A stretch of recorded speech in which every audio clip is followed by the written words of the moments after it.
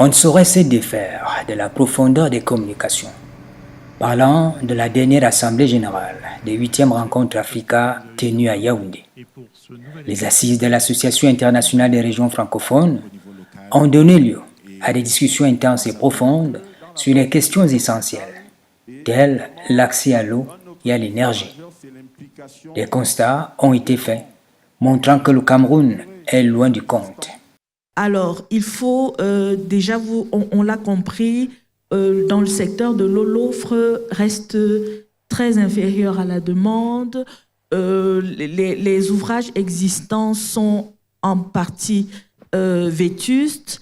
Nous avons un rendement de distribution qui est quand même un peu en deçà de la moyenne.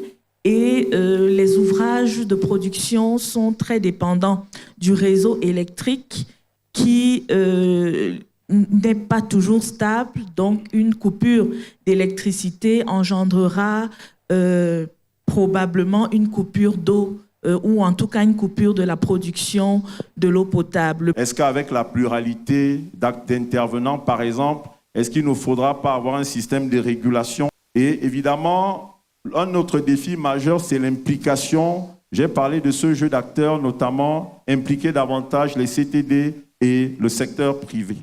Évidemment, je venais de parler de la CAMWater. Il faut restructurer la CAMWater. C'est en cours. Un consultant a été pris pour faire le diagnostic. Le diagnostic est disponible. Maintenant, il faut faire un plan stratégique. Et il y a des discussions avec l'État également pour le financement des investissements. Ce plan prioritaire d'investissement a 3 axes. Le premier, c'est l'amélioration de la desserte qui va recouvrir tout ce qu'on a comme construction, justement, réhabilitation, renouvellement, extension de l'infrastructure existante et qui va mobiliser l'essentiel du financement de ces 5 000 milliards, là, à peu près 3 600 milliards. L'axe numéro 2, lui, il porte surtout sur l'amélioration des conditions de travail, mais aussi de la qualité de service.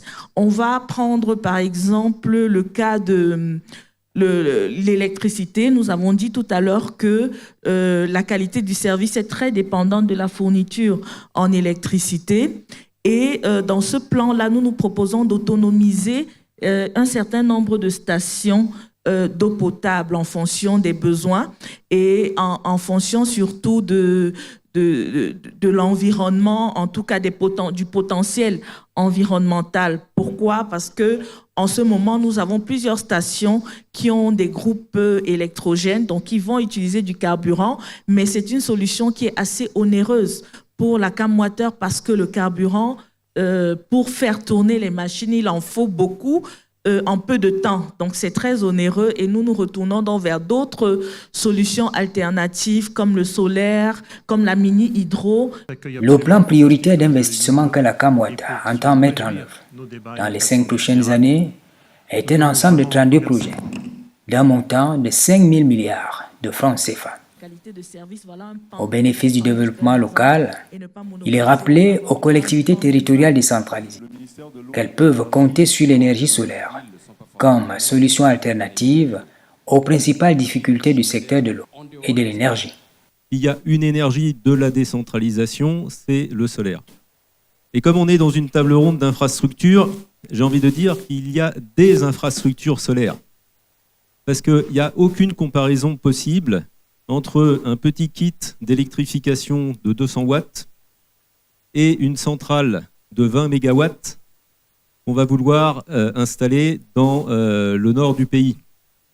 Ça paraît une évidence de le dire, mais je me sens obligé de le rappeler parce qu'on fait trop souvent la confusion et l'amalgame en disant on va faire du solaire et ça va régler le problème. Faire du solaire de 20 mégawatts sur un réseau qui n'est pas capable de fournir une énergie à un village de 2000 habitants, c'est pas la peine.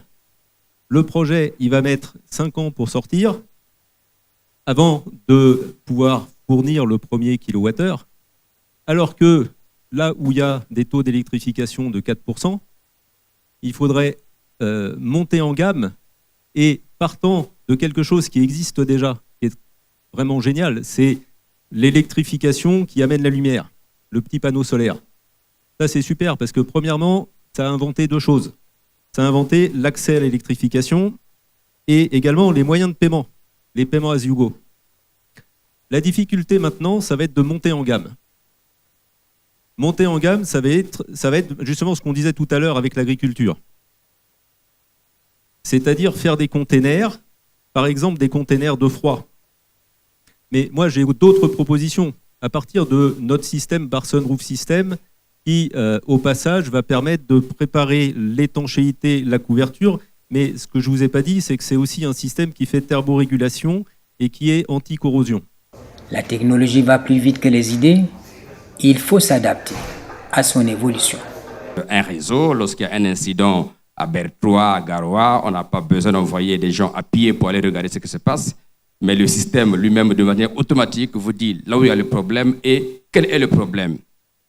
Évidemment que implémenter ces solutions coûte un certain prix, mais avec l'ère des institutions, on a beaucoup parlé de Proparco, la Banque mondiale, l'AFD, il y a des solutions qui existent. Et donc, il faut que nous puissions, nous, Africains, nous, Camerounais, s'approprier ces solutions-là et, étape par étape, avancer pour régler les problématiques qui, aujourd'hui, se posent avec beaucoup d'acuité, étant donné que nos populations vont continuer à grossir, nos villes vont continuer à se développer, parfois de manière anarchique.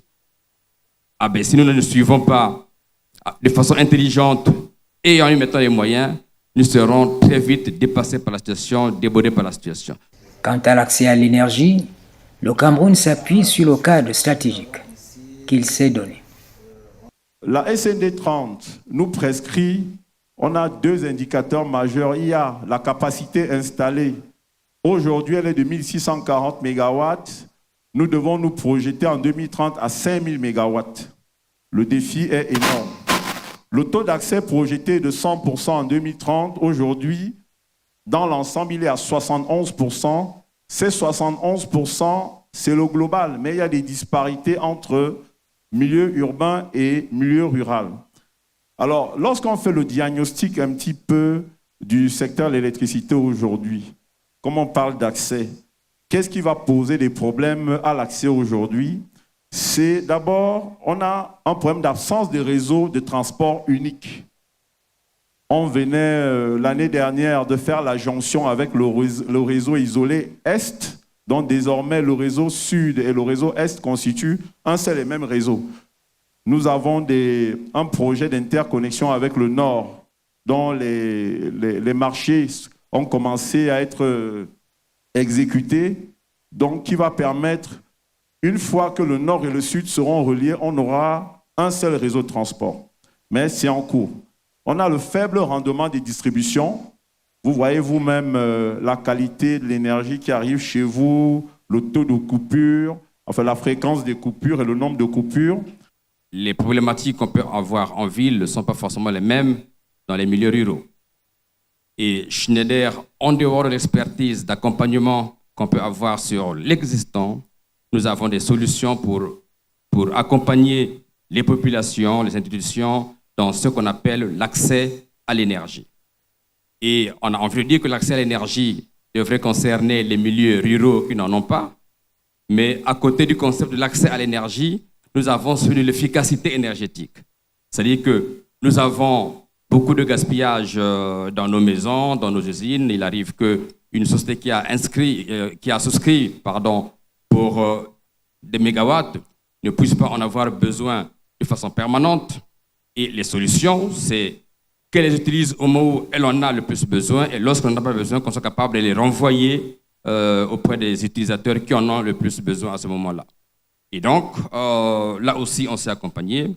Et Schneider développe des solutions à base du solaire, donc des solutions de l'off-grid, pour ceux qui sont en fait du métier, pour apporter de l'énergie dans des zones qui ne sont pas connectées au réseau, dans des zones qui sont éloignées du réseau.